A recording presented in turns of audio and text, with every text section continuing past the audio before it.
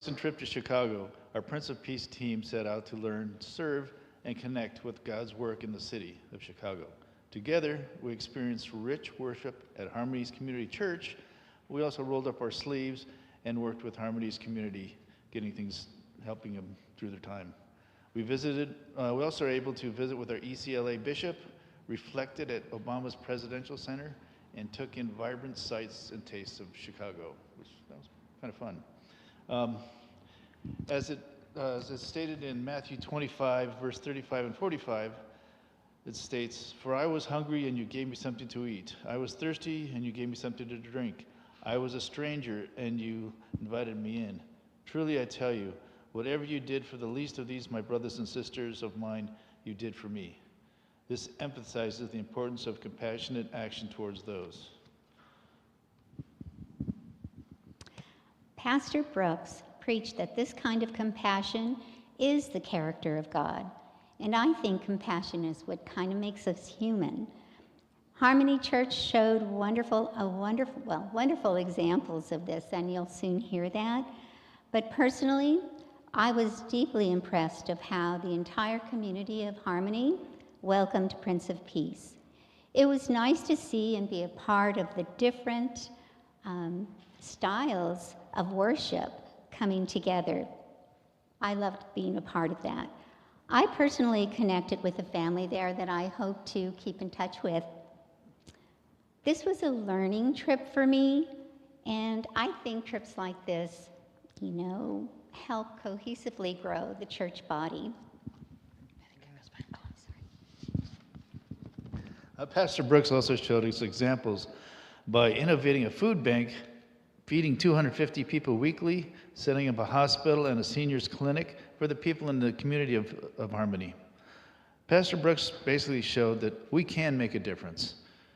This was attained through perseverance and prayer. We do not need to cure hunger and hospitalization worldwide, but we can start small and continue to build on what the Lord has blessed us with. And that was one of the main things I took. Okay, are we going to do the... Sorry. Well, please join us in watching a short video capturing these moments before we share on our reflections.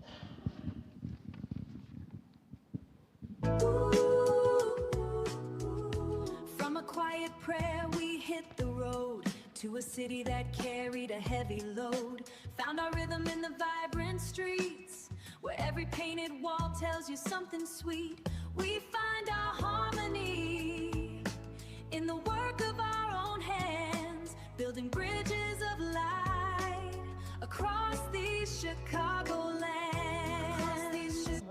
Christian hope is never optimism based on circumstances. It is confidence based on the character of God. Whoa, y'all missed it. My hope isn't based on my circumstance. My hope is based on the character of God. My team, you stand here. Pastor Sarah, send us out for God's grace. Amen.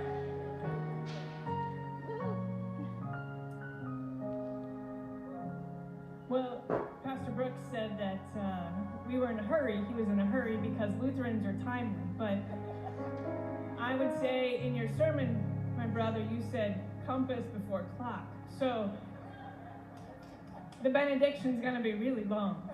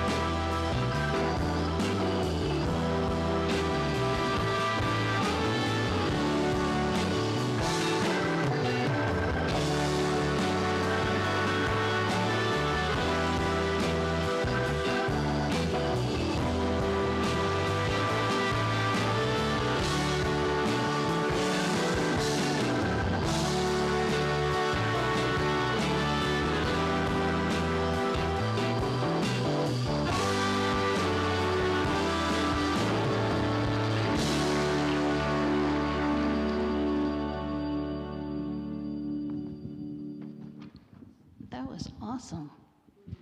Thank you. Our week started out, as you saw, we were visiting Harmony Community Church for worship. It's kind of an old stone church in a less affluent neighborhood of Chicago. We were greeted so warmly, with hugs, with sincere, "Oh, so glad you're here," and so much love. And while I think Prince of Peace is a very friendly church, Harmony Community takes it to the next level. I've never been so hugged by so many people. It was amazing.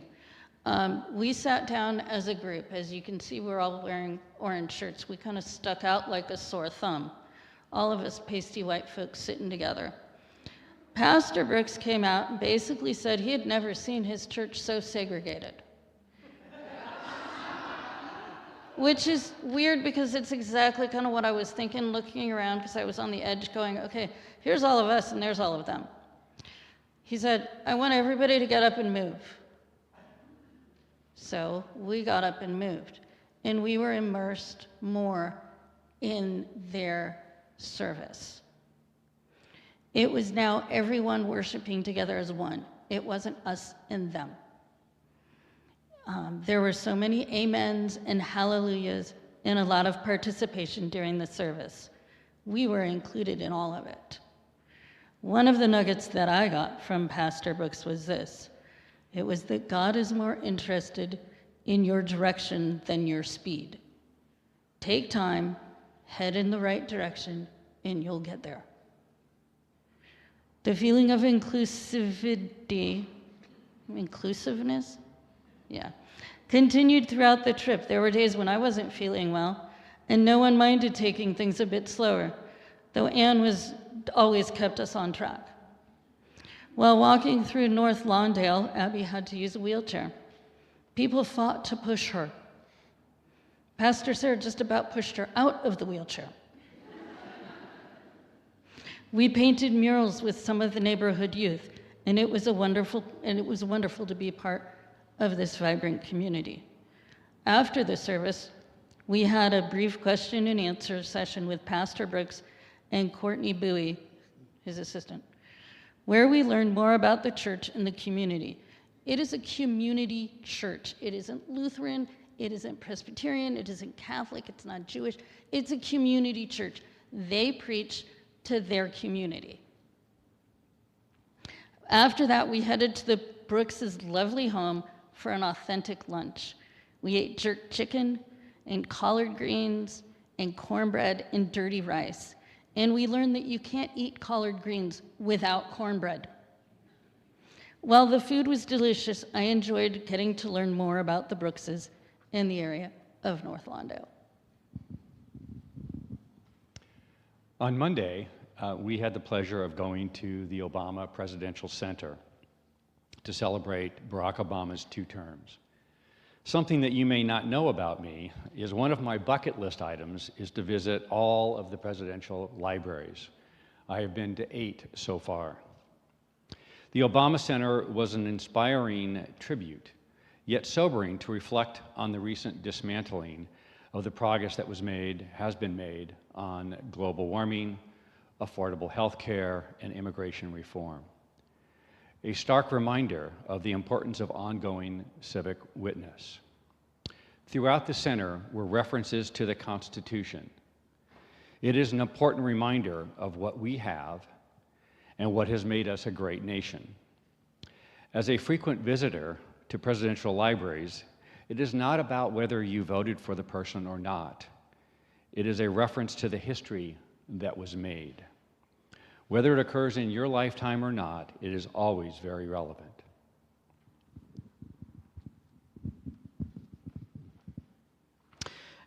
As part of our time with Harmony Community Cares, Pastor Brooks led us on a tour of North Lawndale. North Lawndale was once a thriving community built by European immigrants and a booming Jewish population. It featured expansive gray stone buildings adorned with custom stone carvings, each house unique. By the late 1950s, the community had changed with a rapid influx of African Americans fleeing Jim Crow laws in the South and from physical displacement in South Chicago. Unscrupulous real estate agents took advantage of the influx by using predatory practices to limit black ownership and to encourage whites to flee the neighborhoods. Racially restrictive covenants kept blacks out of white neighborhoods, and redlining marked black neighborhoods on maps as hazardous investments. Neighborhoods were further isolated or torn apart by placement of highways and transit lines, like you can see there, right through the neighborhood. Dr. Martin Luther King lived in North Lawndale in 1966 to protest housing discrimination. Following his assassination in April 1968, Chicago's North Lawndale neighborhood erupted in severe riots and fires. The resulting destruction left commercial areas in ruins, furthered white flight, and business disinvestment. We asked her in our time in Chicago, if this happened so long ago, why do we still see all of the remnants of it now? The then Chicago Mayor Richard J. Daley focused his response to those riots on enforcement and containment rather than healing, and his actions worsened racial tensions. In the months and years following the riots, the administration favored investment in downtown and white neighborhoods, leading to concentrated poverty and leaving physical scars in North Lawndale untouched for decades. Today, however, the residents of North Lawndale are working to change all of that with the help of Lawndale Christian Development Corporation and other nonprofits. LCDC is a faith-inspired nonprofit organization led by Executive Director Richard Townsell, locally known as Doc. And we got to meet Doc over some really good Chicago pizza. The organization focuses on affordable housing, promotes home ownership, building using local talent, and community organizing. The LCDC was created by the Lawndale Christian Community Church in 1987, which itself was created from a neighborhood Bible study group that started in 1975. As they say, from small beginnings come great things.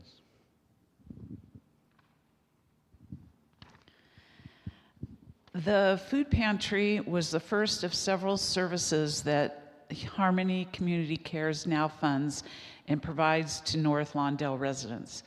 The pantry was started in 2006 by James Brooks' father, Reverend Brooks Sr., when he was the pastor of Harmony Church. They say it began out of the trunk of his car after he witnessed a person eating food out of a garbage can, and he said, "This should not be." The mission of the pantry is to reduce food insecurity in North Lawndale community by acquiring and distributing nutritious food. They collaborate with other organizations serving North Lawndale to bring a wide selection of healthy and fresh choices to help reduce obesity, hypertension, diabetes, and heart disease. One of these organizations is Urban Garden Produce, located on a former vacant city lot whose mission is to cultivate hope, provide fresh produce, access, and fight food insecurity in tandem with Harmony Food Pantry. As you've heard, the Harmony Food Pantry serves over 250 families per week and includes a senior home delivery program made possible by partnering with other charities and foundations. The pantry and senior food and the senior program is available to those residing within designated zip codes in North Lawndale. The pantry is accessible every Wednesday from 10:30 to 1 p.m. Residents are all ages, some with kids or disabilities. They line up for the pantry an hour before. They register or check in, use their bags, strollers, or grab a box or wagon, and follow the very orderly line around the basement room that is set up with shelves of assorted bagged beans, rice, canned fruit, and veggies. The tables are heaping with fresh veggies, fruit, bread, yogurt. Volunteers grab meat from the refrigerators. POP volunteers came the day before, on Tuesday, to food prep and help set up this assembly line, such as bagging potatoes and tangerines, peeling off undesirable onion skins and cabbage leaves. John accompanied the volunteers to the urban garden to pick up 100 bunches of beautiful green kale. We had to separate the kale in bunches of 5 stalks, not believing the residents would take it at all.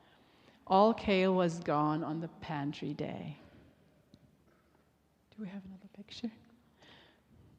The residents were very gracious with their thanks and happy to have made it in the line as the pantry opens and closes exactly on time.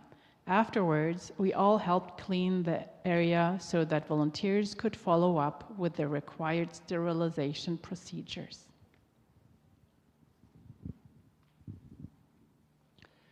After that, we actually got to tour the farm on Ogden. So by the way, I don't know if you know Ogden Avenue, most of us didn't in Chicago. That is the beginning of a famed route, Route 66, that goes from Chicago to LA. Our tour guide was the man who started it all, the garden that is, Dr. Wayne Dittmar. He has been with the health center for some 20 years. He is the chief clinical officer and his wife, a pediatrician at the North Lawndale Christian Health Center. They joined there to practice medicine, but more importantly, to give back. They could have easily joined Doctors Without Borders or an organization like that, but they chose North Lawndale because they wanted to make a difference, and they have raised their kids in the area. Before the tour started, Dr. Wayne asked us what he thought the average age of someone dying is in Chicago, and then someone from North Lawndale. The age difference is almost 20 years. That's almost a generation, 20 years. He then dug into the analytics of the data that derived that difference. It was not gun violence, as many people would suspect. That was 5th or 6th on the top 10. It was about healthy lifestyles, diabetes, heart attacks, strokes, etc. As a part of their approach to healthcare, they were quite holistic, and they now prescribe vegetables as a part of their care. How many of you have been to the doctor and the doctor has told you to eat better? They actually prescribe it. Unfortunately, in North Lawndale, there are very few grocery stores, almost zero, that can sell fresh vegetables. So Dr. Dittmar got the idea of growing locally.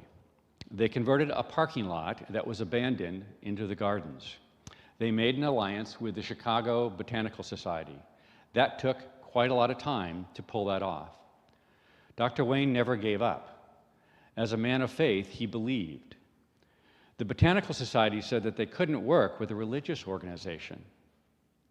His persistence and faith paid off. The Botanical Society is a critical component of the gardens. The space that we got to see had an aquaponic garden where they have huge 1,000-gallon fish tanks with koi fish in them. And guess what?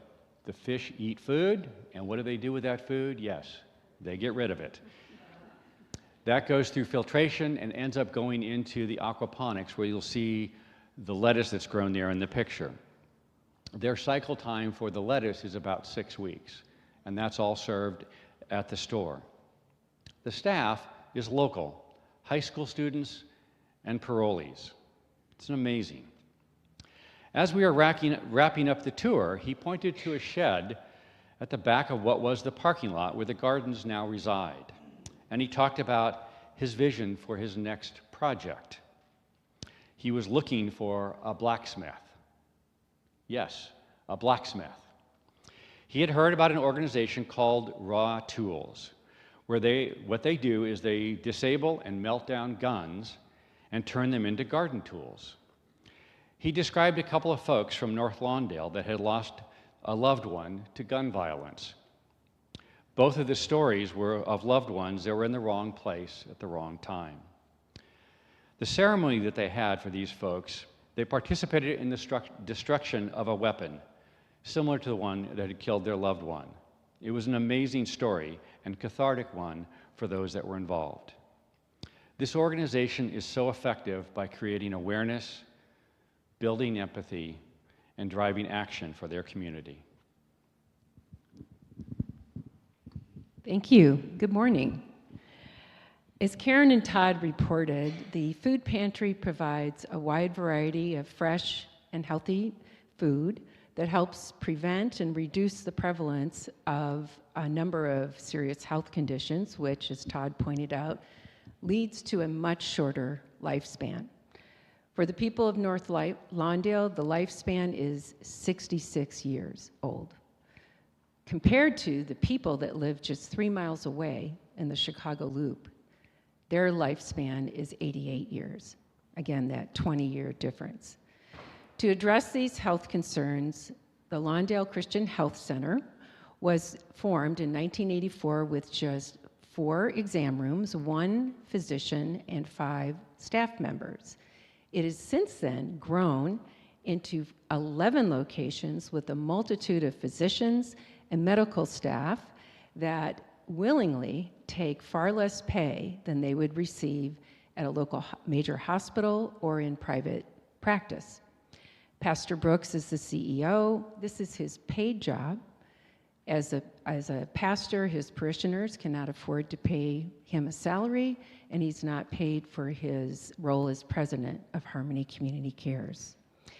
Well, based on loving God and loving people and their mission to show and share the love of Jesus, promoting wellness and providing quality, affordable health care to the residents of Lawndale and neighboring communities, these 11 centers, with a deep focus on holistic health, provide comprehensive primary care, dentistry, nutrition, and mental health services.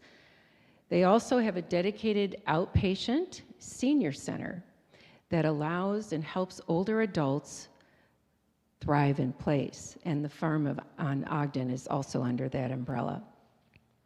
The location we toured, which is on the screen, has a top-tiered fitness center offering low membership costs, as well as the Green Tomato, which we don't have pictured, but we dined there twice. It was outstanding food.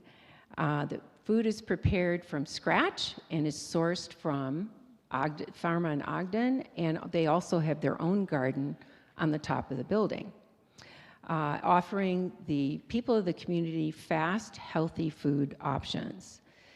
Also impressive is their scale of this model. Don made this observation. We saw about 20 dentistry chairs all in a row, just ready to serve the needs, their dental care needs. It was just amazing. And affiliated with these health centers is the James Fund. It has nothing to do with James Brooks. It was grounded on the biblical principles of James chapter 1:27. Religion that is pure and undefiled, brings me back to our gospel, before God the Father is this: to care for orphans and widows in their distress and to keep oneself unstained by the world. This fund was created to ensure that all the vulnerable people of this community could have high quality, adequate health care, regardless of their financial circumstances.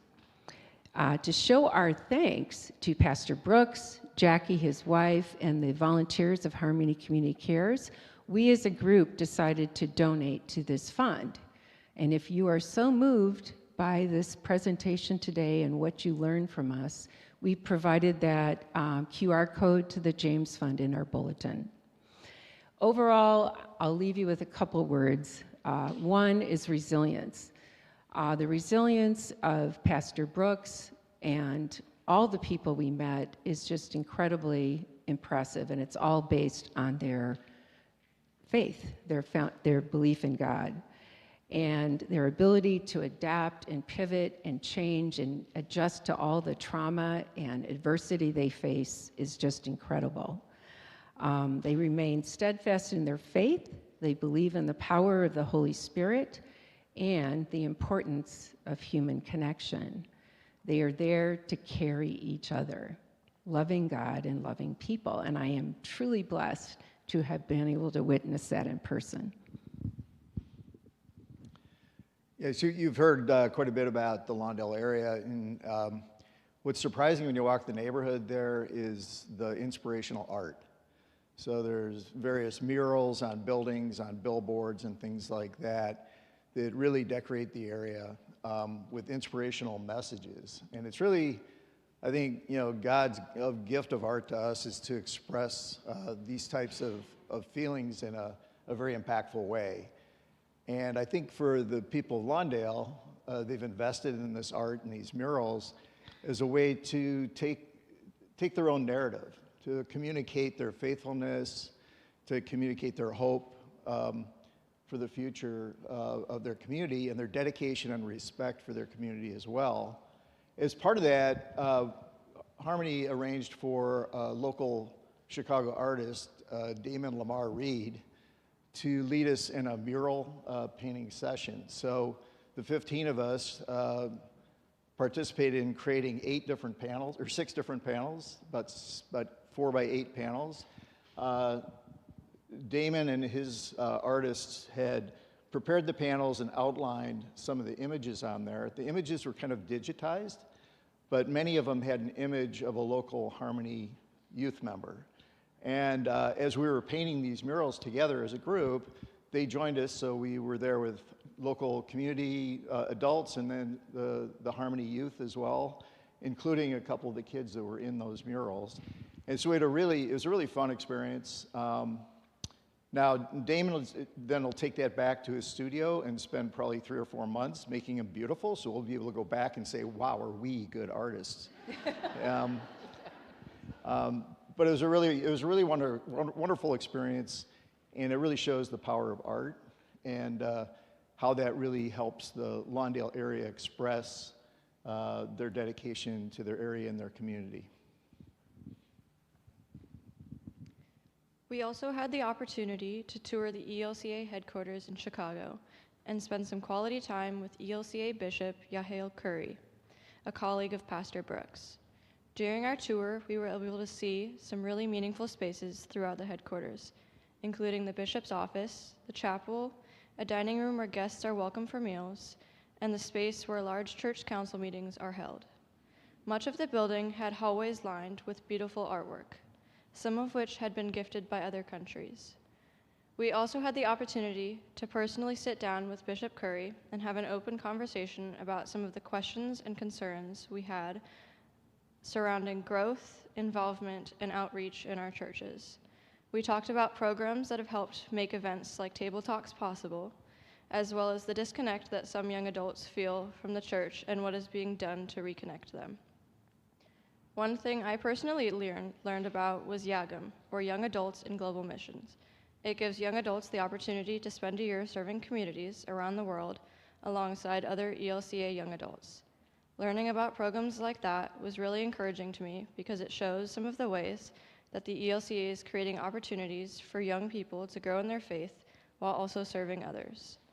Connecting with denominational leaders reminded us of our shared beliefs, particularly the ELCA's commitment to inclusivity and to serving the oppressed and underdeserved locally, regionally, and around the world. Overall, it was really meaningful to see the headquarters of the ELCA, experience the spaces where so much of the work of our church body happens, and most importantly, hear directly from its leadership. Being able to ask questions, have honest conversations, and learn about opportunities for engagement made the visit feel very personal and worthwhile. So we did all of this amazing, meaningful work, volunteering, learning, and we also had some fun while we were in Chicago. We explored the city. We took, for the most part, public transit, which was fun to watch some of our younger folks learn how to do. And some of our older folks too, but it really gives you a different perspective on a city. You get to be on the bus with people who take the bus every day to work. You get to literally have a new perspective riding the L. The L stands for elevated because a lot of the trains are up high, so you can see the city in a really unique way. We went and saw the Bean. We took lots of pictures. We walked along City Walk in the 90 degrees and 90% humidity. But it gives you a gorgeous view of the river and all the architecture in the city. We explored some museums. Abby got to see the new beluga whales at the aquarium that just got rescued.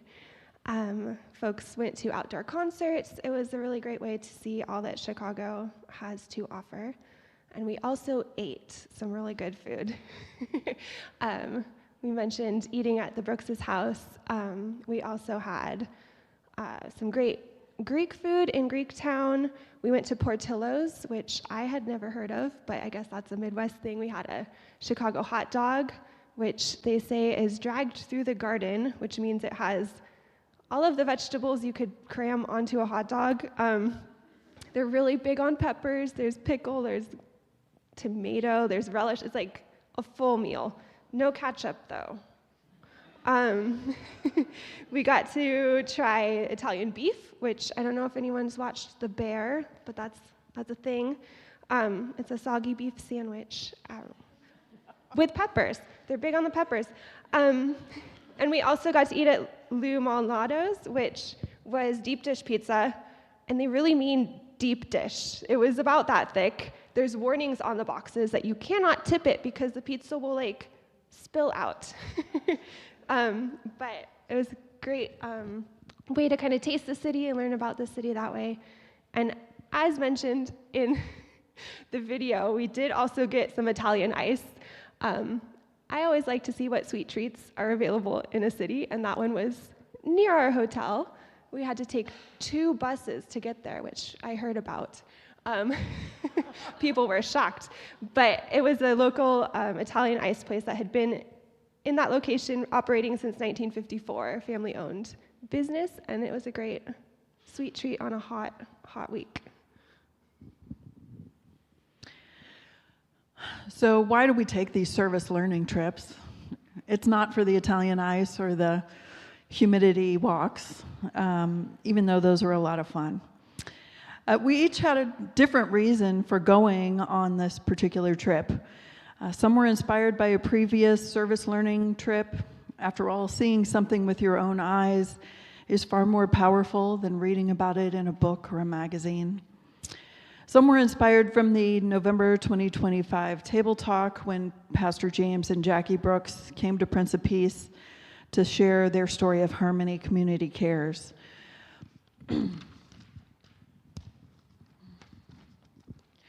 But if we go back to the Bible, we are instructed by Jesus to love God and love our neighbor as ourselves. Not just the next door neighbor, but every neighbor. At the food pantry, I happened to be stationed next to both the entrance and the exit. People waited patiently at the entrance to be waved in, a few at a time. One gentleman started a conversation with me while he was waiting. He said, "I saw you all on the bus this morning." And I said, "I remember you. Did you see all those people in yellow shirts on your bus and wonder, what the heck?" He said, "I sure did. And now I know what the heck. You are all angels. Thank you for caring for us." By traveling for service learning trips, we are forced outside of our physical and mental bubbles. We break our routines, we change the scenery, we learn how to move in a new city, taking the bus. And our fellow Lutheran, Rick Steves, anyone Rick Steves fans, he talks a lot about travel as a political act. Travel broadens our perspectives. Culturally, politically, we learn how other people live. He usually is referencing going abroad, going to different countries, but we can do that even in our own country, right? Chicago is a vastly different city than this area, even though, it's only 4-hour flight away.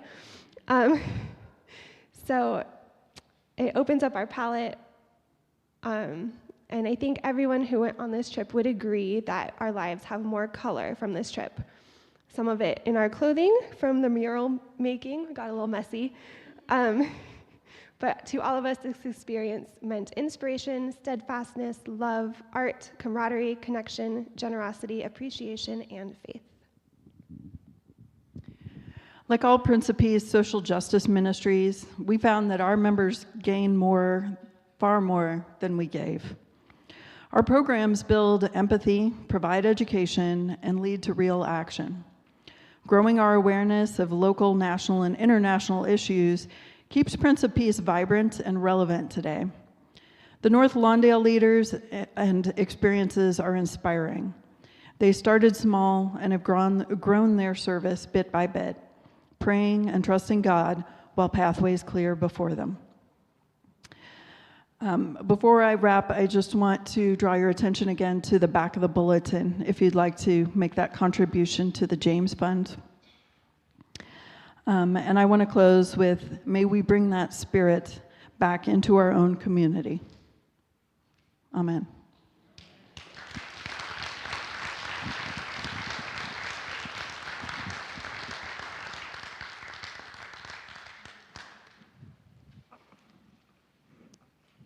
I wish we had time to actually even ask questions, and for those who listen, reflect on what's the most important thing that I've heard, words that is in your mind right now after that storytelling.